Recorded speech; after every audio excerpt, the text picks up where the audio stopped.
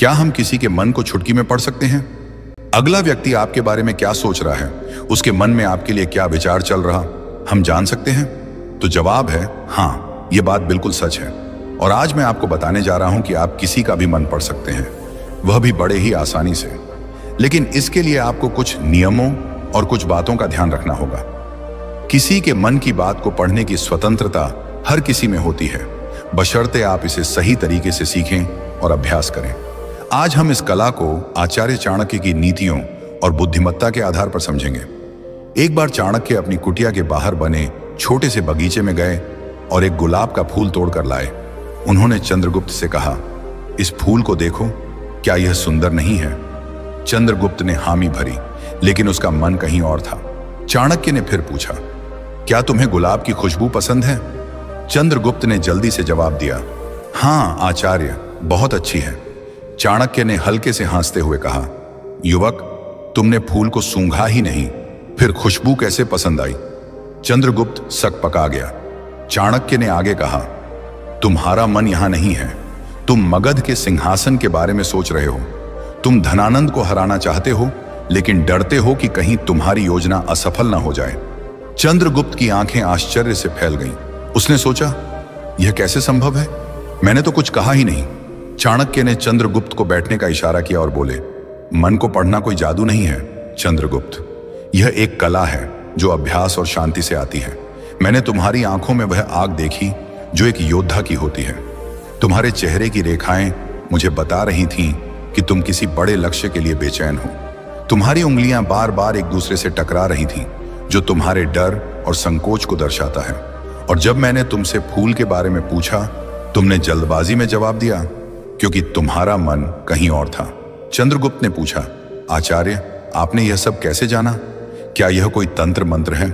चाणक्य हंसे और बोले, नहीं, यह तंत्र मंत्र नहीं, बल्कि मन की शांति और दूसरों के हाव भाव को समझने की कला है। मैंने अपने मन को इतना शांत कर लिया है कि मैं दूसरों के मन की हलचल को सुन सकता हूं। चाणक्य ने चंद्रगुप्त को अपने साथ एक प्रयोग करने को कहा। उन्होंने उसे एक शांत कोने में बैठने को कहा और बोले, दिन में 2 घंटे तुम चुप रहो, न बोलो न सोचो, बस अपनी सांसों को देखो।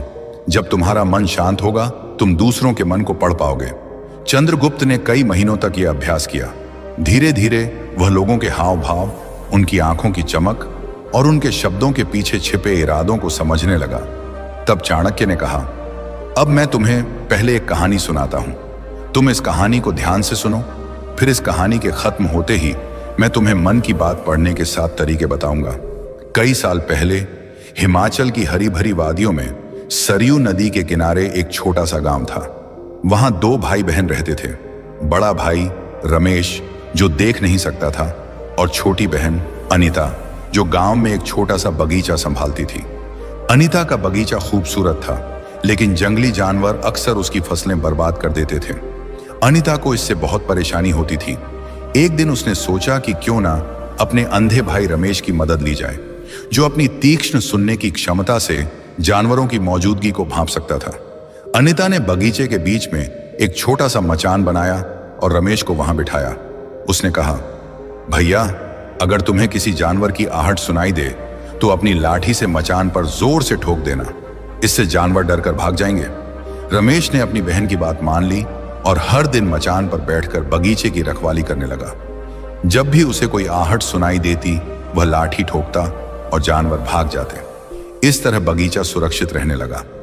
एक दिन एक शाही सिपाही, जो एक जंगली सूअर का पीछा कर रहा था, बगीचे के पास पहुंचा। उसने रमेश को देखा और पूछा, क्या तुमने यहां एक सूअर देखा है? रमेश ने जवाब दिया, मैं अंधा हूं, मैं कैसे देख सकता हूं, पर मैं इतना बता सकता हूं कि जो जानवर यहां से गुजरा वह तुम्हारे पीछा करने लायक नहीं है। तुम अपना समय बर्बाद कर रहे हो। सिपाही हैरान हुआ और बोला, तुम अंधे हो, फिर भी इतने यकीन से कैसे कह सकते हो कि वह सूअर पीछा करने लायक नहीं है? रमेश ने शांति से समझाया, मैंने उस जानवर के कदमों की आहट सुनी। उसकी चाल भारी और धीमी थी, जैसे कोई गर्भवती मादा जानवर हो। एक सिपाही को ऐसी मादा का शिकार नहीं करना चाहिए। सिपाही और भी हैरान हुआ। उसने अपने साथियों को उस जानवर को ढूंढने भेजा।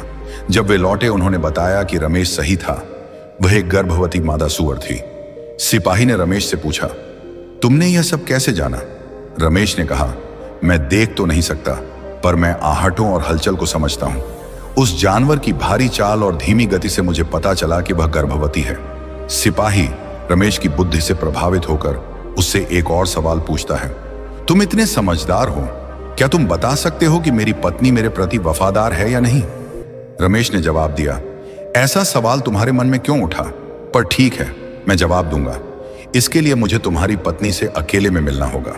सिपाही पहले तो गुस्सा हुआ, लेकिन फिर मान गया और अपनी पत्नी रानी सावित्री को रमेश के साथ एक कमरे में भेज दिया।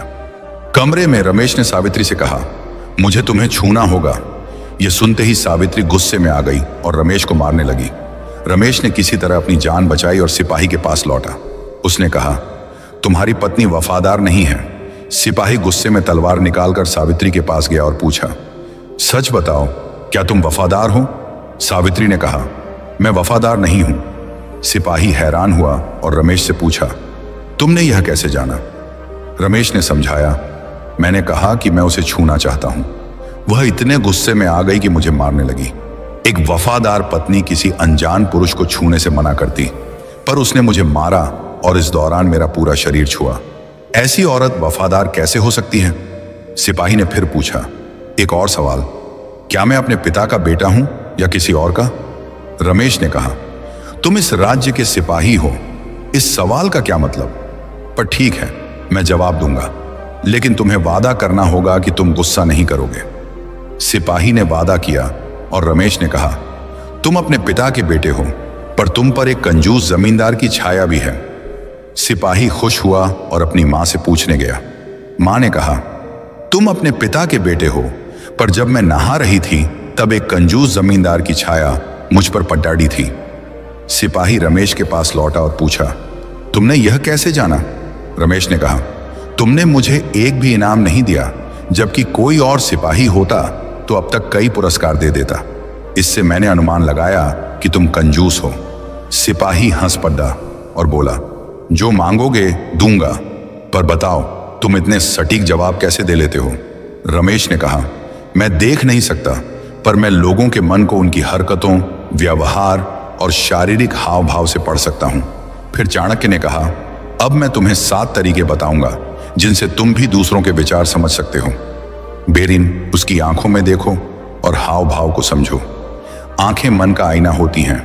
जब आप किसी की आंखों में गहराई से देखते हैं तो उनके चेहरे की सूक्ष्म हलचलें, जैसे भौहों का हल्का सा उठना, होंठों की तनिक सी मुस्कान या नजरों का इधर उधर जाना, उनके मन की कहानी बयान करती हैं।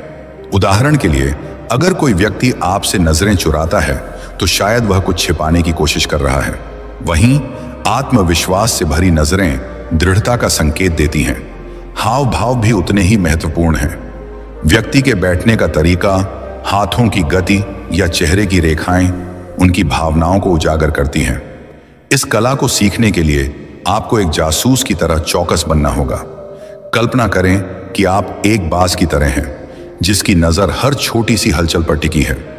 रोजमर्रा की जिंदगी में जब आप किसी से मिलें, चाहे वह बाजार में कोई दुकानदार हो या कार्यालय में सहकर्मी, उनके चेहरे को ध्यान से देखें। क्या उनकी मुस्कान सच्ची है या सिर्फ औपचारिक? क्या उनकी आंखों में उत्साह है या उदासी? शुरू में यह मुश्किल लग सकता है, लेकिन धीरे धीरे आप छोटी छोटी बातों को पकड़ना सीख जाएंगे। रोज 5 मिनट तक किसी एक व्यक्ति के हाव भाव का अवलोकन करें। उनकी आंखों, चेहरे और शरीर की मुद्रा पर ध्यान दें। एक डायरी में नोट करें कि आपको क्या संकेत मिले।